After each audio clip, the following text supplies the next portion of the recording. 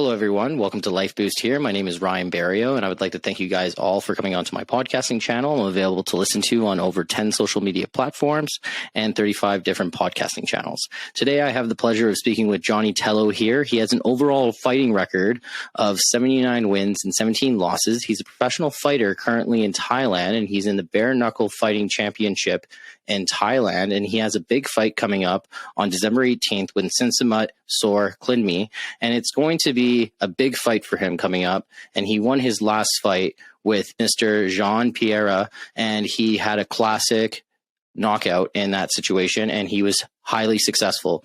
It is a pleasure to have him on my podcast to really gain insight and material about his lifestyle and to really find out more about him. Welcome to my show, Jonny. I'm doing good. I'm really excited to learn more about your lifestyle and to really understand what you do on a daily basis to become a professional athlete. Let's start off with your childhood. What made you want to get into fighting? I was bullied a lot as a kid, like a lot. So I tend to defend myself after a little while, and it was kind of a cycle. Actually, I got kicked out of elementary school when I was in the fourth grade. So for something to do with bullying and then me attacking the guy, and then they kicked me out. And then I moved to another city, and then the whole cycle kind of continued. And one day I came home with a black guy from actually my neighbor after baseball practice. And my dad was like, you know what, I've had enough. You got to learn to defend yourself properly. So at the time, my sister, her best friend, her father was this guy. His name is Kevin Hurley, and he was a boxing coach at this place called Brampton Boxing Club in Brampton, just a city outside of Toronto. And he told my dad about it, or my dad talked to him about it, and then he said, "Yeah, bring him in." I walked into the boxing gym that day, and I never left. Yeah. And when you were with Legends MMA, what did you learn there throughout your childhood, and what made you want to take it to the next level? When I was in Legends MMA, I joined Legends when I was about 21 or so, like that. That was because at the time I've been boxing since I was 12 years old. That's when I joined. I think I just turned 12, and so I tried to go to the Pan Am Games, and I got my ass kicked pretty good one time. And after that, I was like, whoa, okay. So I used to pride myself because of my childhood that, like, even if I lost a boxing fight, it was just like off points, I never got knocked down like that. And I said, if it was a real fight, I'd still kick their ass, because I didn't really lose that fight. But that fight, what I was talking to you about, I got my ass kicked. So they gave me like 5-8 counts. I was helpless. I didn't have a broken hand, but that wasn't even the excuse of it. I was just not that good as I thought I was, because I was winning so many fights in a row. So I said, I should learn other disciplines to prevent any situation in case I had to fight somebody on the streets. Because at the time where I grew up was really rough, so it was kind of a constant thing that I always had to do. So I joined this guy named Master Ruben. He's like a 10th degree black belt in 5 different martial arts. And I started learning karate, aikido, kung fu, a whole bunch of stuff with him. And then one day he takes me to another gym to spar, Legends MMA, that he was joining. And I went there and I stayed there ever since. And then since there, the coach there, Billy Stromanowski, he's like my best friend. And he actually saved my life big time, a couple of times. So,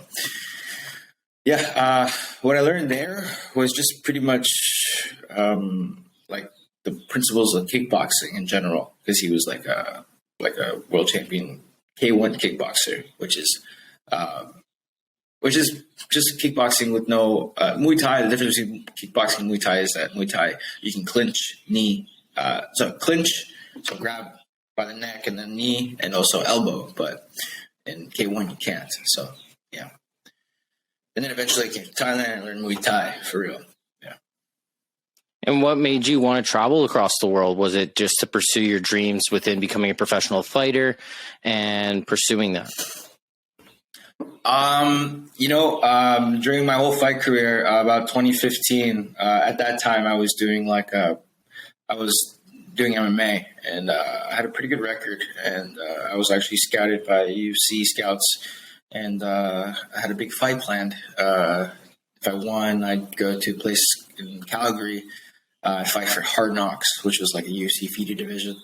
And before I had the opportunity, I got bottled in the face, and I got half my nose cut off and reattached. And that took me out for 4 years.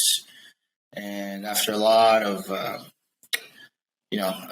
mental preparation to get myself into a state where I could function properly as a human being, or even pursue, because at the time I was told I could never fight again because of the surgery they did on me. And I believed it for a little bit, and then eventually I just couldn't deal with I just said, you know what, I had enough. I can do this. So I started training again, and then when I wanted to fight again, I realized that if I stayed in Canada, it was impossible, because it takes so long for you to get fights because of professional medicals, and you have to take a CT scan, MRI, all this other stuff. So I was like, fuck, I need to play catch up. So I'm going to go somewhere where there are no rules. So I went to Thailand. There's no commission, no sanctioning body, where you do whatever the hell you want to do. So I can fight here every single day if I wanted to. So then I moved to Thailand to pursue my dream in fighting so I could play catch up in my record. And it's been here 2 years now that I've been here. A little more, actually. Very interesting. And during those 4 years when you had issues getting back into the fighting world, like, what did you have to do for yourself mentally in order to get over it? And what strategies did you do to be successful? Well, there's an expression that they have, say anything but the face, So when that happened, now it looks much better. It's not too bad. Plus it's normal now for me. But at the time it was a lot worse, and I thought it was the end of my life. I thought it was the end of everything. And I played victim for a little while, and I had to recover from that mental state, depression, alcoholism, did some rowdy stuff to get out of my situation. And it was just a big mind, excuse my language, I'm not going to swear, but a big mind fudge, So I had to really get myself out of a serious state of depression. And then once I finally came into realization that, you can't let this control your life, and you have to, just be a man about shit and just get up and pull your pants up and do what you got to do, then everything changed. Then I started taking control of my life again. And, that led me to this place here where I'm fighting for BKFC, and I'm the only Canadian on the card, one of the few Canadians on the whole BKFC roster. Which is amazing, right? And you're actually representing Canada in that type of way, right? And you're able to turn one negative part of your lifestyle into something positive, and you were able to transition that by not playing the victim card. You were able to get up and be able to fight for what you actually love doing, and you didn't listen to anyone, which was the biggest thing, right? Because a lot of people nowadays will just put you down for anything that you want to do nowadays, right? So it's really good that you were able to find alternative methods for yourself in order to succeed within your career in fighting, right? What was the worst experience that you've had so far during your journey in Thailand as a fighter? It's been a pretty solid ride, but you can't avoid real life no matter where you go. Doesn't matter if you go to heaven. Oh shit, it's not real life. Sorry. I'm talking about what I'm talking about is no matter where you go and try to escape from, you can't escape reality, So even in a place like this, I came to Thailand to kind of indulge and live my life differently. Things happen. I've had situations where I almost died once in the ocean. I got stranded in the middle of the ocean with a kayak with my girlfriend, and I had to swim for 2 hours while carrying her on the kayak because I couldn't get back on the kayak. I almost went out like Jack from Titanic, and there was box jellyfish everywhere. So that was a whole adventure. Some guy tried to kill me one time for some stupid stuff, some crazy Thai guy on Thai New Year's. I had a couple of dogs die, unfortunately, here because I adopted. I run a charity program, and I feed a lot of stray dogs in Koh Samui on Island.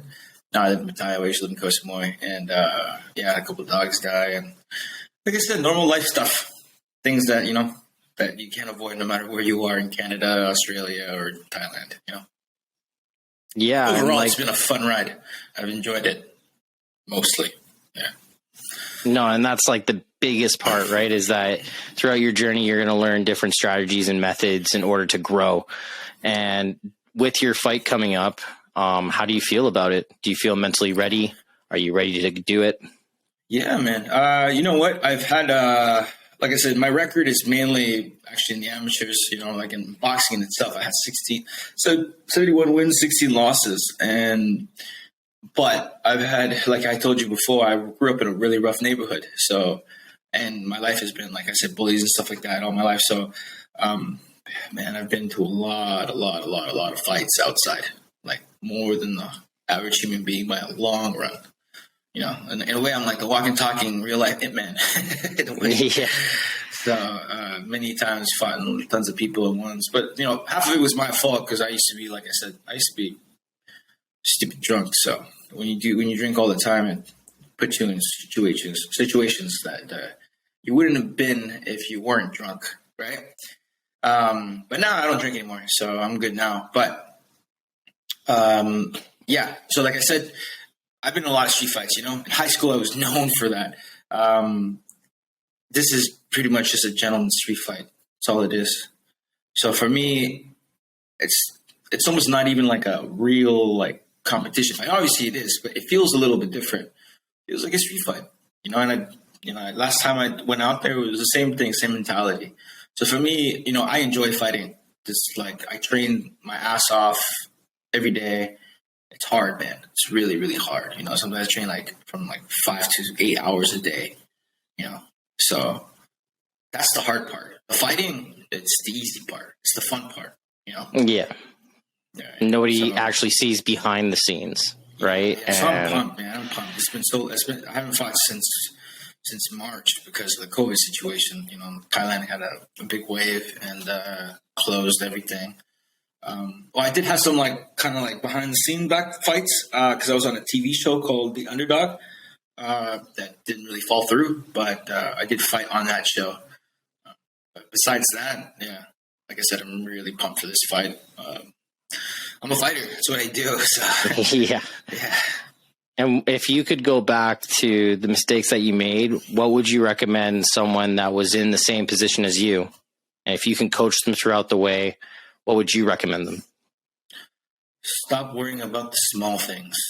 Small things don't matter. And the older you get, the more you realize all that time you wasted on focusing on all the little nitty shit. It's just turned out to be a whole bunch of time wasted. So don't waste your time. Stop worrying on the things that don't matter. Stop worrying on the things you can't control. Just focus on your goal and keep going. And no matter what, don't give up. Because it doesn't matter if you try 1,000 times and you keep trying, but if you quit once, all those 1,000 times you tried was for nothing. Just a big waste of your time. Yeah. And with you going through everything as you dealt with substance abuse issues and you've dealt with many different things throughout your lifestyle. How did you manage to stop drinking? How did you manage to stop doing these things to benefit your lifestyle?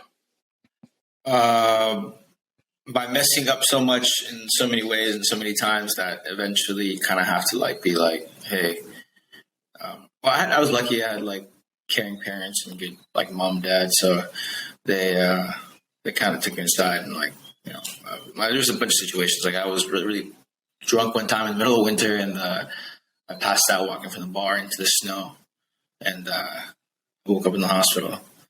I was lucky to be alive. So things like that. Whole bunch of stuff. Yeah, but you just, everyone goes through their stuff. It's up to you to realize when you realize what you're doing is wrong, or going the way you plan. Because my life was going up and then go down and go up and go down, Eventually I realized that hey, if I really want to do this properly, if I really want to be a fighter, professional fighter and be world champion, you can't be drunk. You can't be drinking all the time. You can't be You got to be that example for other people, right? And yeah, it's not even about being an example of other people. It's just about being the best person I can be. It has nothing to do with anybody else. For me, being an example for other people is kind of like this whole situation, like with the fight and stuff like that. You know, you can do anything you set your mind to, because I had a lot of obstacles in my way, and I still happened to get to this point. You know, and a lot of people, how many people, how many fighters I grew up with that fought, and how many are in the big leagues or even like in a high level where they're still fighting? Not many, maybe a handful of them. And not a lot, like thousands of people. And the reason why is those handful that are still doing it or doing successfully in an extent are because they didn't quit and everybody else gave up, right? So I think that's the only separation I have between me and everybody else in that regard. Very interesting. And when you're in the ring and you're having these battles between your mind and the opponent, what is something that keeps you motivated to keep staying up? If that makes sense. Yeah. Honestly, I just have too much pride. I have all the people watching me, and I ain't going down for nobody, and I ain't looking like I ain't looking like a chump, you know? So it's the only thing that keeps me like never going. See, I've never gone down in a fight. Well, I have one time when I lost, but like got hit in the body, for example, really hard, you know, and even in sparring, I've never gone down. And the reason why is just because like people are watching, and I have too much pride. That's pretty much it. Just the pride. That's what makes me not quit. Yeah. As shallow as that sounds. No, and it makes sense, right? You got to have the pride and the confidence to be able to do all these things, right? It is a very difficult stage that you are at. You're not at an amateur level anymore. You're at a pro level. And like you said, with the pro bare knuckle boxing, it's pretty much a street fight, right? And it's on TV, and, you know, it's a big deal. And it's really amazing to see the accomplishments from when I met you many years ago to now, where you're now transitioning into something beautiful. You're in a very great situation. And it's nice to see you be able to be in your element and live your dreams, which that's a big thing that people don't have the privilege of doing all the time, right? So it is really nice to see you in that position, right? Yeah, thanks,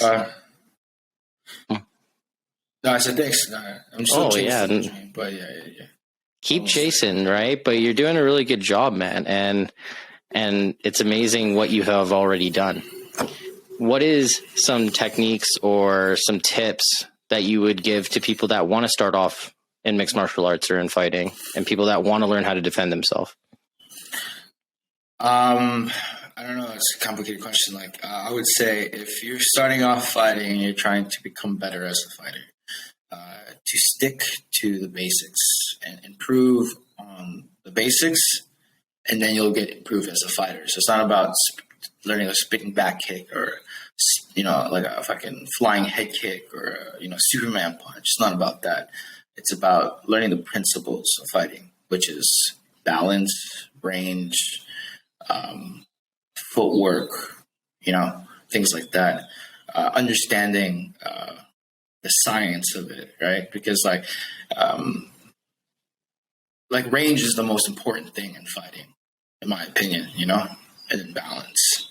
But without range, it doesn't matter how fast and how strong you are, you're never going to be accurate because you don't know how far you are from a person to hit them every time you throw. And at the same time, you don't know how close you are to the person where the person can hit you and you get hit. So once you understand that you're right at the right space where they throw and you're right away, and the same time when you're right in the right space where you throw and you at least hit their gloves or hands or whatever, then you get real good. You get much, much better. Also balance, because if you have good balance, then you can follow up on your punches. And also when you throw a punch, you can also get away after, because if you don't have balance, then you throw a punch, you'll overreach or you fall off balance and the guy can punch you back and you won't have enough time to move yourself back or get out of the way of the punch, or crossing your feet and stuff like that, where you're walking left or you're walking right, because it puts you off balance and things like that. That's what I'm saying, is that if you're going to start martial arts and you're trying to improve in sparring and trying to improve in your fighting, it's the basics that'll make you better, not the other stuff. No, and it's good to know, right? It's for people that really want to try to learn how to defend themselves. And then sometimes some people go overboard and don't realize that, the basics is the key to really be successful within it. Right.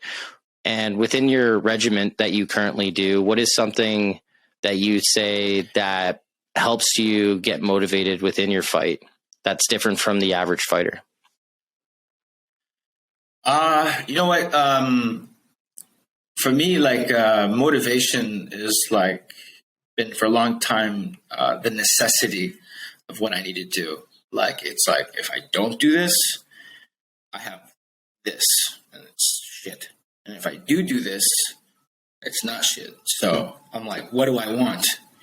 I don't want to eat shit every day. I want to eat something good. So that is part of my motivation. The other, like, I would say, if I need to like channel,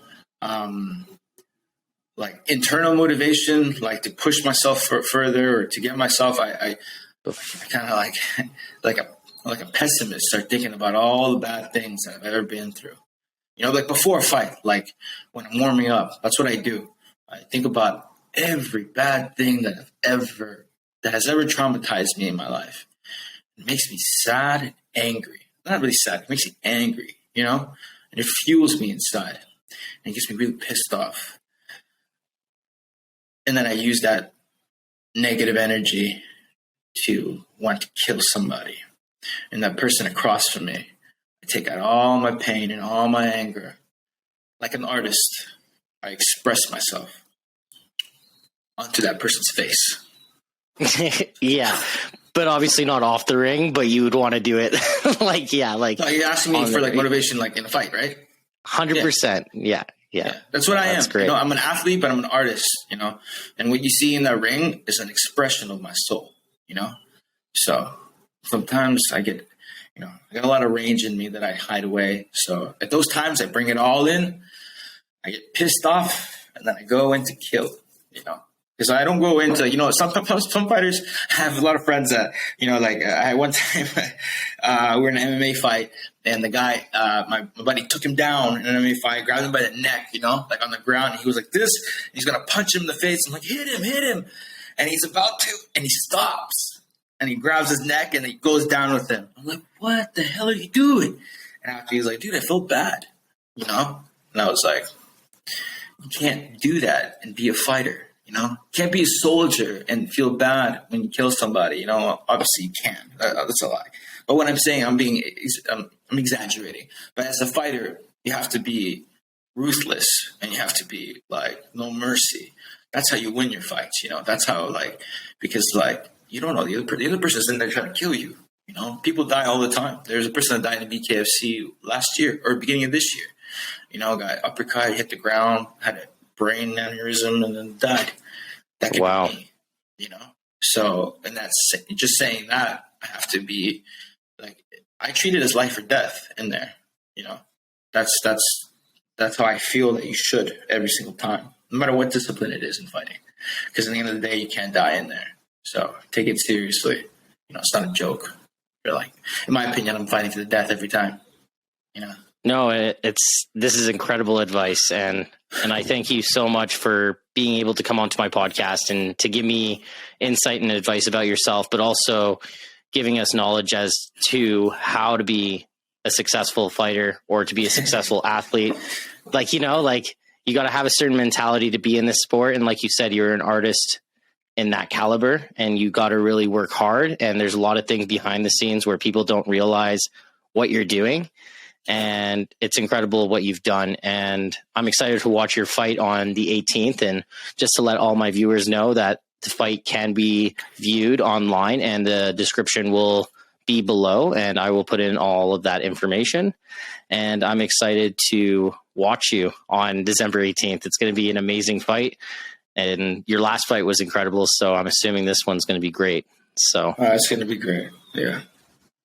Awesome, bro. Well, thank you so much for coming onto my podcast, Jonny, and I wish you the best. Thanks, Ryan. I wish you the best too, and thanks for having me on, brother. You too, brother.